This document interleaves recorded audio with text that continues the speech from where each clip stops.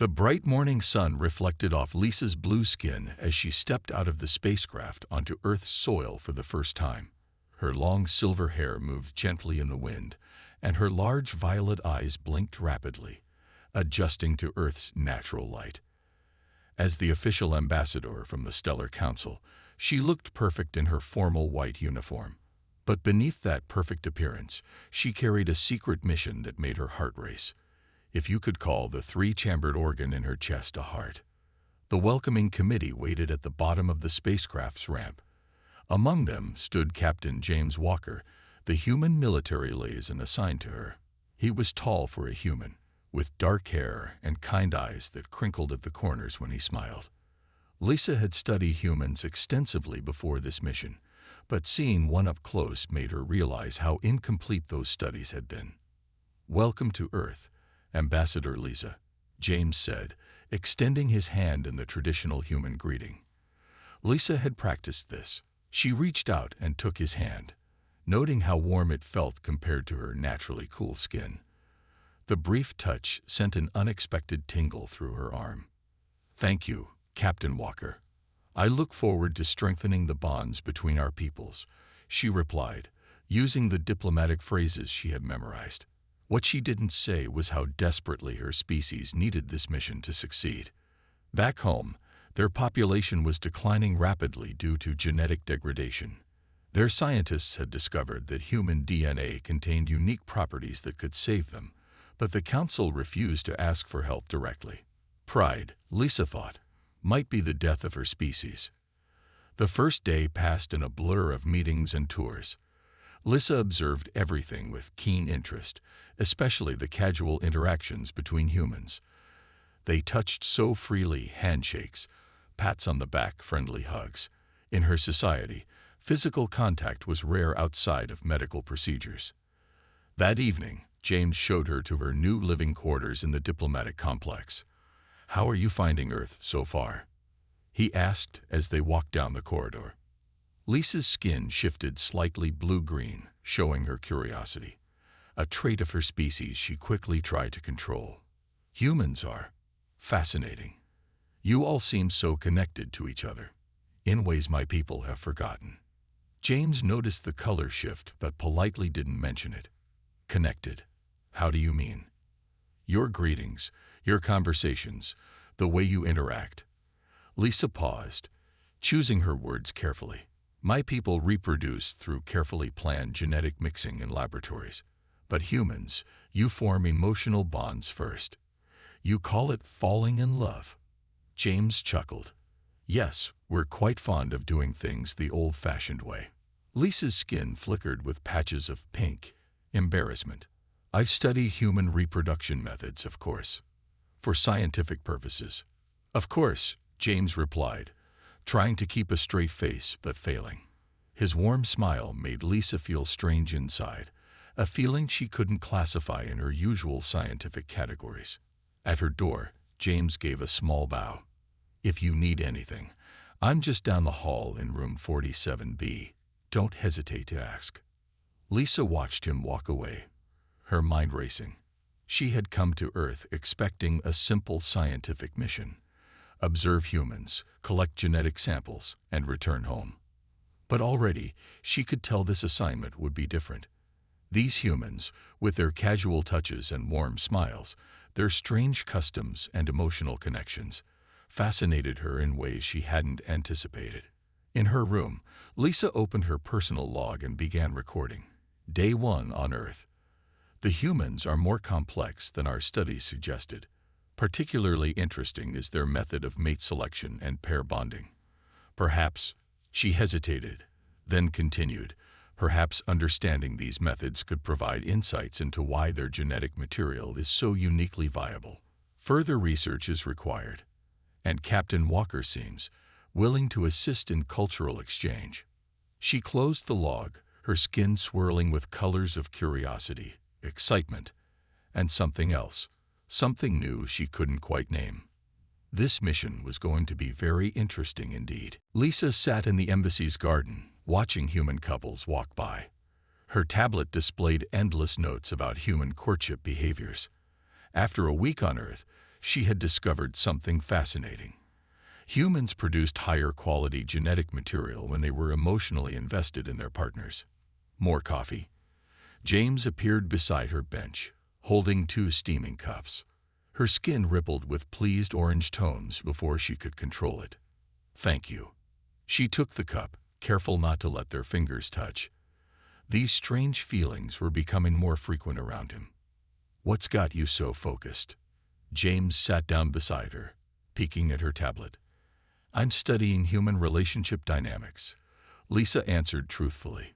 "Your species has such interesting mating rituals. Dating, romance, love." She tilted her head. "In my world, we simply submit genetic samples to the central repository." James nearly choked on his coffee. "That sounds efficient."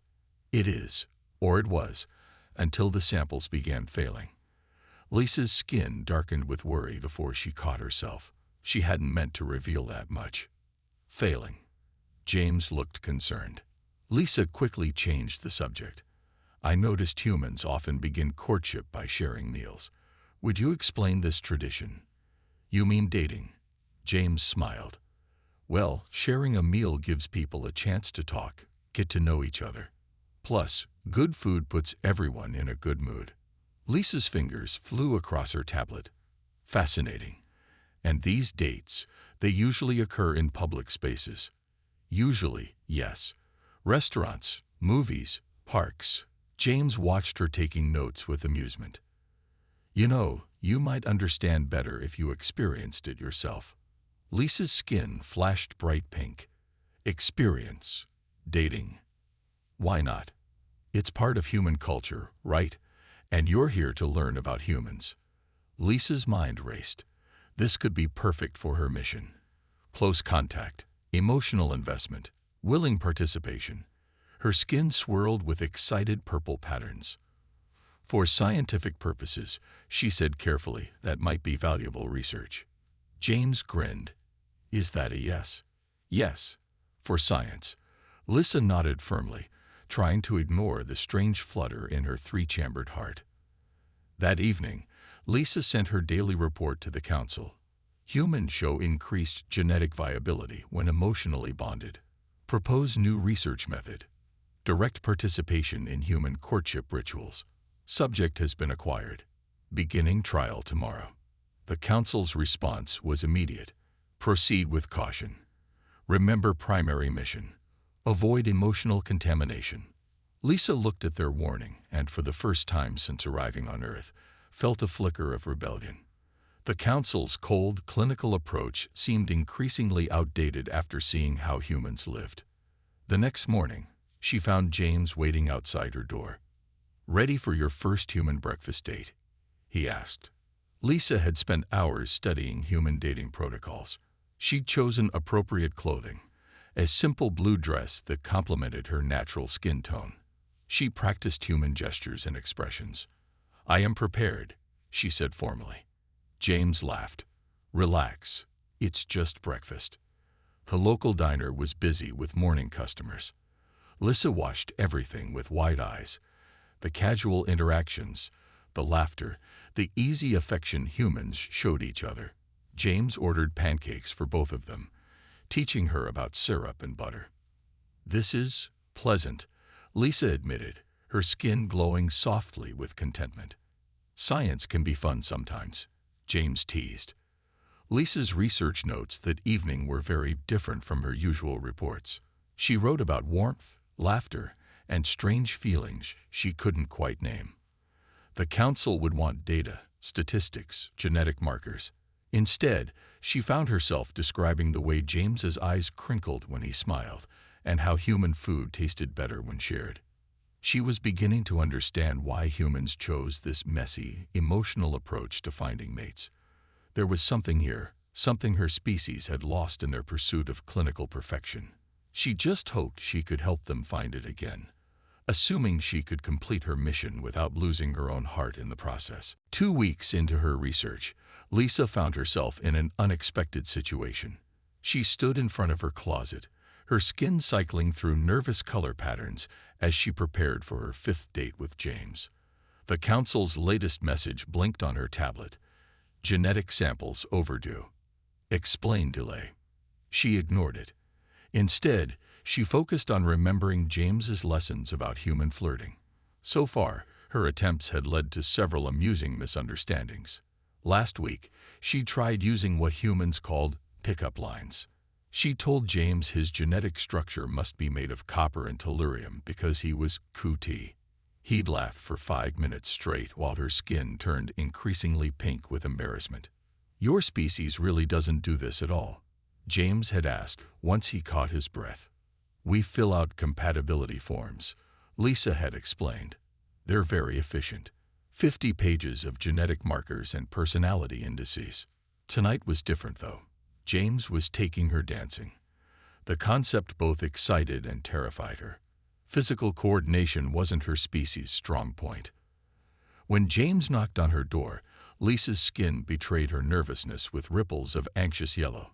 He wore casual clothes, jeans, and a dark blue shirt that made his eyes stand out. You look beautiful, he said. Lisa's dress matched her natural blue skin tone, something she'd learned humans found appealing. Her skin flushed with pleasure at the compliment. The dance club was loud and crowded. Lisa watched the humans moving to the music, trying to understand the patterns. There appears to be no standard protocol, she observed with confusion. That's the point, James smiled. You just feel the music and move. Feel the music? Lisa's forehead wrinkled. It's sound waves. One cannot feel. James took her hand, leading her to the dance floor. Stop analyzing and just move. Lisa tried to mimic the humans around her, but her movements were stiff and mechanical. Her skin flickered with frustration. This is not working. I should consult my research. Here, James moved behind her, placing his hands lightly on her waist. Close your eyes. Listen to the beat. Lisa's skin turned a deep purple at his touch, but she followed his instructions. Slowly, she began to sway with him. See, you've got it, James encouraged. For the first time since arriving on Earth, Lisa stopped thinking about her mission, about genetic samples, about the Council's demands. She just moved with James, letting the music guide them. Later that night, walking back to the embassy, Lisa's skin glowed with a soft, content blue she'd never displayed before. I think I understand now, she said quietly. Understand what? Why humans choose this complicated way of finding mates. These feelings, they're not in any of my research data. James stopped walking and turned to face her. Lisa, can I ask you something? All this research about human relationships, is it just for your reports? Lisa's skin dimmed. The guilt she'd been ignoring rose up. James was so genuine, so kind, and she was lying to him. Well, partly lying. Her mission was real, but these feelings, these weren't part of the plan. James, Her tablet buzzed loudly. Another message from the Council. Ambassador Lisa, your behavior is concerning. Remember your duty. Your species' survival depends on your success. Lisa's skin turned ash gray. James noticed her distress. Everything okay? She forced a smile. Just a message from home. Nothing important. But as they said goodnight at her door, Lisa felt the weight of her deception.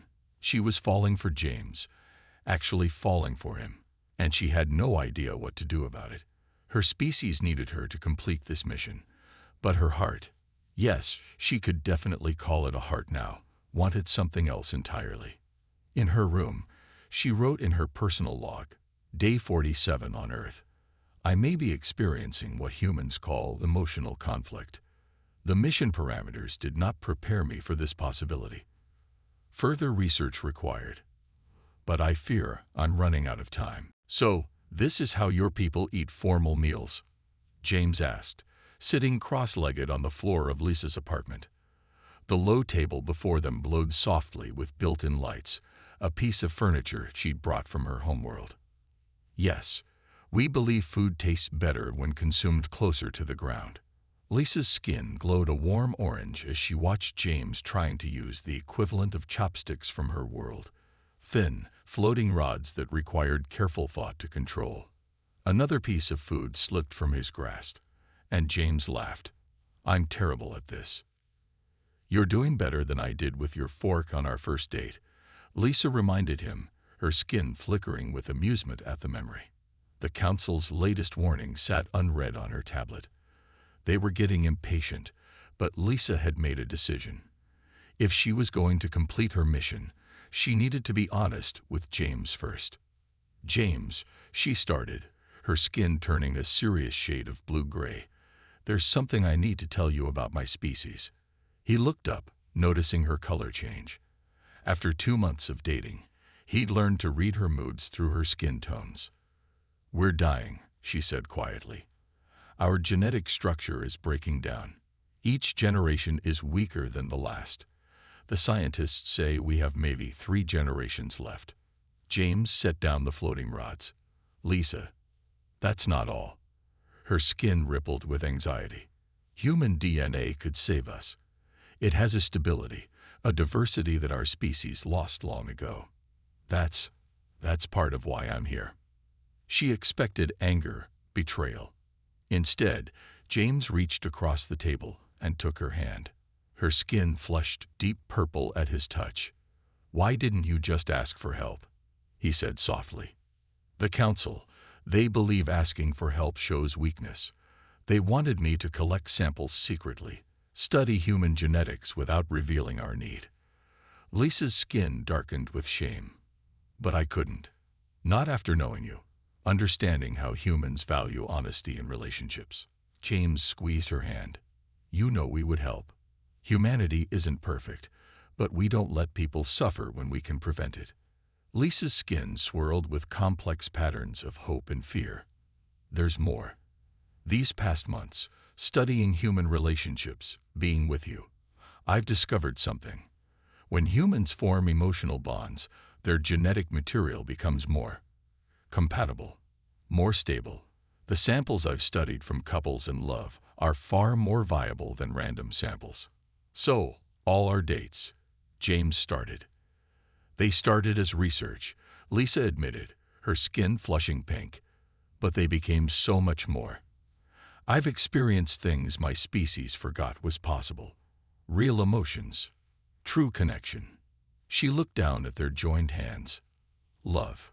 The moment she said it, her skin erupted in a rainbow of colors she'd never shown before. James watched in amazement as the patterns danced across her skin. "I've never seen you do that before," he said softly. "It's never happened before. My species, we thought we'd evolved past such displays. We thought emotions were primitive, unnecessary." She looked up at him. "We were wrong." James stood up and moved around the table, pulling her into an embrace. Lisa's skin continued its colorful dance as she held him back. "We'll help your people," he promised. "Not just with genetics, but with remembering how to feel." A notification chimed on her tablet. Another message from the council. But for the first time since arriving on Earth, Lisa didn't feel guilty about ignoring it. She had found something more important than their clinical approach to survival. She had found a way to save not just her species' genes, but their souls. Her personal log that night was brief. Day 73 on Earth. "I finally understand. Survival isn't just about genetics. It's about connection. And I think I found both." The council's hologram flickered in Lisa's apartment, casting harsh blue light across the room. 3 stern faces looked down at her, their own skin colors showing disapproval in dark, muddy tones. "Ambassador Lisa, you have failed in your mission," the lead council member stated. "Not only have you not collected the required genetic samples, but you have also formed an inappropriate attachment to a human subject." Lisa stood straight, her skin steady and determined. "Council members, I haven't failed. I've found a better way. By revealing our weakness to them," another council member sneered. "By becoming emotionally compromised. By discovering the truth." James's voice came from behind her as he entered the room. The council member's skin showed shock at his presence. "The truth that our species can help each other." Lisa's skin glowed with pride as James stood beside her. They had planned this confrontation together, knowing it wouldn't be easy. "This is unacceptable," the lead council member began, but James cut them off. "What's unacceptable is letting pride doom an entire species," he said firmly. "Earth's governments have already agreed to help. We're offering official genetic research cooperation, cultural exchange programs, everything you need." Lisa stepped forward. "Council members, my research proves that emotional bonds strengthen genetic compatibility. The samples I studied show a 300% increase in viability when taken from individuals in committed relationships compared to clinical collection." She touched a control panel, and data streams filled the air around the council's hologram. Her skin shifted to confident blues and greens as she continued. "These are the results. Undeniable proof that the human way, the emotional way, is more effective." The council members studied the data, their skin colors shifting through various shades of surprise and consideration. "Furthermore," James added, "we've already had 12 other human-alien couples come forward since Lisa and I went public with our relationship, each showing similar genetic compatibility rates." The council's lead member's skin turned a pale, thoughtful shade. "You suggest we abandon generations of clinical practice for feelings. I suggest we save our species by remembering what we lost," Lisa replied. Her skin swirled with passionate colors.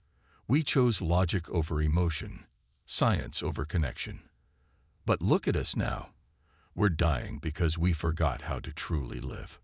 James took her hand, and Lisa's skin burst into those vibrant, loving colors that only he could bring out. The council members watched in astonishment. Such displays hadn't been seen in their species for generations. "Your own bodies remember," Lisa told them softly. "These colors, these feelings, they're not primitive. They're essential. And humans can help us remember them." The council members conferred silently, their skin colors shifting rapidly between uncertainty and possibility. Finally, the lead member spoke. "Your data is compelling, Ambassador Lisa, and the human government's offer of official assistance is generous." Their skin settled into a cautious shade of acceptance. Perhaps we have been too rigid in our ways." Lisa's skin brightened with hope. James squeezed her hand.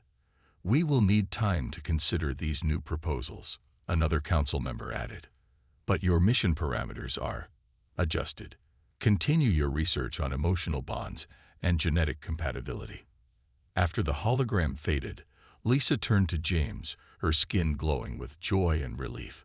"They're actually considering it." "Of course they are," James smiled. "You showed them something they'd forgotten. That there's more than one way to save a species." Lisa's personal log that evening read, "Day 112 on Earth. Today marks a new chapter for both our species. The Council is beginning to understand that survival requires more than just genetic material. It requires heart, soul, and yes, even love. Human DNA might save our bodies, but human emotions will save our spirit. And I, for one, can't wait to help teach my people how to feel again." 3 months after the council meeting, Lisa stood in front of a room full of human and alien scientists. Her skin glowed with excitement as she presented their latest research results. "As you can see," she gestured to the holographic display, "couples who develop genuine emotional bonds show an unprecedented 400% increase in genetic compatibility rates. Even more interesting, the effect appears to strengthen over time." James watched from the back of the room, smiling as Lisa handled the complex questions from both species with ease. She had come so far from the strictly logical ambassador who first arrived on Earth. But not everyone was happy about these changes. A group of traditional council supporters had arrived on Earth, led by Director Mark, an older male of Lisa's species whose skin stayed permanently in dull, disapproving grays. "This is not our way." Director Mark interrupted Lisa's presentation, his skin darkening with anger. "We are a species of logic and order. These emotions you promote will destroy everything we've built." Lisa's skin rippled with calm blues as she faced him. "What we built was killing us. Look at your own skin, Director. When was the last time you showed any color but gray? The room fell silent. Among Lisa's species, pointing out someone's lack of color was considered extremely forward. My skin reflects my dedication to logic, Director Mark stated firmly. No, Lisa replied softly, it reflects how much we've lost, but we can get it back. She touched a control and new images appeared, children from the first successful human-alien genetic therapy trials. Their skin danced with vibrant colors as they played and laughed. These children, Lisa continued, are healthier than any generation in the past 100 years. Their genetic structure is stable, and more importantly, they can feel. They can love. They're proof that emotion and logic can coexist. James stepped forward. If I may add something. Lisa nodded, her skin warming at his presence. Humans once tried to suppress emotions too, he told the audience. We thought pure logic was the answer to everything. But we learned that our feelings, our connections to each other, are what make us strong. They drive us to achieve impossible things, to find solutions where pure logic says there are none. Director Mark's skin showed a flicker of uncertainty, the first color he'd displayed in years. But the chaos, the unpredictability, is exactly what our species needs. Lisa finished. We engineered that chaos out of ourselves, and look what happened. We began to die. Humans aren't just giving us their DNA, they're teaching us how to live again. The human scientists in the room nodded in agreement. Even some of Director Mark's supporters showed signs of wavering, their skin beginning to display long-forgotten colors. After the presentation, Lisa found James in the embassy garden, their special place since that first coffee months ago. That was quite a speech, he said, pulling her close. Lisa's skin shimmered with happiness. I had a good teacher. Humans taught me that sometimes a heart knows better than the head. James grinned. Speaking of hearts, he reached into his pocket and pulled out a small box. Lisa's skin exploded in a rainbow of emotion as she recognized the human custom he was about to perform. Her personal log that night would read, Day 248 on Earth. Today, I learned another human tradition, one that makes your skin glow even if you don't have color-changing abilities. They call it a proposal, and apparently, saying yes is the logical choice when your three-chambered heart feels like it might burst with happiness. The news of their engagement reached the council quickly. This time, their response was immediate and unexpected. Your mission has evolved, Ambassador Lisa. Continue your research on human-alien relationships. It seems there is much more for our species to learn about love. 1 year after Lisa first landed on Earth, the garden of the embassy hosted a very special event. It was the first human-alien wedding in history, and everyone was watching. Lisa stood beneath an arch of flowers, her skin glowing with more colors than anyone had ever seen in their species. She wore a dress that shifted between white and soft blue, matching her natural skin tone. James stood beside her, grinning widely in his dark suit. Even Director Mark attended, and those close to him swore they saw hints of pink in his usually gray skin during the ceremony. When I first came to Earth, Lisa spoke her vows, her skin rippling with emotion. I had a mission to save my species. I never expected to find something that would save my soul as well. She squeezed James's hands. Humans taught me that the greatest scientific discoveries come not from cold logic, but from open hearts. James smiled. And you taught us that sometimes the best way to help others is to let them help you back. Our species are stronger together than apart. The council members watched the ceremony through holographic projectors, their own skin showing more color than they had in decades. The success of the genetic therapy program was undeniable. The first wave of treated children were the healthiest in generations. But even more remarkable was the cultural change spreading through Lisa's species. After the ceremony, during the celebration, Lisa and James found a quiet moment in their favorite spot in the garden. Look, Lisa pointed to a group of young ones from her species playing with human children. Their skin flashed in brilliant patterns as they laughed and ran around. A year ago, our children couldn't even show colors like that. James wrapped his arm around her. And now we're seeing colors we thought were lost forever. Emotions we forgot we could feel. She leaned against him, her skin glowing with contentment. The Council's latest report shows a 50% increase in natural birth rates among couples who've adopted human emotional practices. See, James teased. Dating isn't so bad after all. Lisa's skin flushed pink. I still think our 50-page compatibility forms have some merit. Of course they do, James laughed. That's why we filled them out. After we fell in love. They watched as Director Mark approached a group of human scientists, his skin finally showing hints of curious green as he asked them about their research. The old guard was slowly changing, embracing the new way forward. A small child ran up to Lisa and James, her skin flickering with every color imaginable. She was one of the first success stories of the genetic therapy program. Ambassador Lisa, she called out. Watch what I learned. The girl concentrated, and her skin formed a perfect pattern of hearts, something their species hadn't been able to do for generations. Lisa's eyes filled with happy tears, another human trait she'd adopted. Beautiful, she whispered.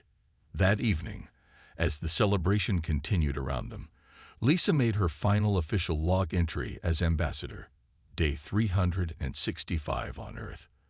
1 year ago, I came here to save my species through science. Instead, I learned that survival requires more than just stable genes. It requires stable hearts. Humanity didn't just give us their DNA. They gave us back our ability to feel, to love, to live fully. And in return, we showed them that even the most logical beings can learn to dance. She looked at James, her new husband, and added one last line. End official mission log. Personal mission status. Ongoing. And more fun than expected. Her skin glowed with every shade of happiness as James led her onto the dance floor, where humans and aliens moved together, their differences forgotten in the joy of the moment. Above them, the stars twinkled, promising more adventures for both species as they moved forward together, leading with their hearts as much as their minds.